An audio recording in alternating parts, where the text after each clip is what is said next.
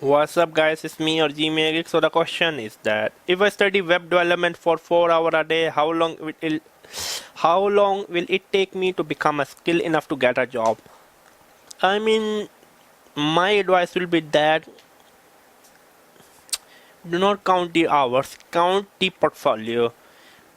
To get a job you need a portfolio. I mean, if you're going to follow a few books, I mean, one book take you around 30 hours. I mean, to build some portfolio. 200 hours enough. I mean, 200 hours will be enough to get a job, to be honest. But if you study 4 hours, I mean, a day, 200 hours will be, where's my calculator? Okay, let me calculate. 200 hours divided by 4 is 50 days. 50 days, like I'm stretching.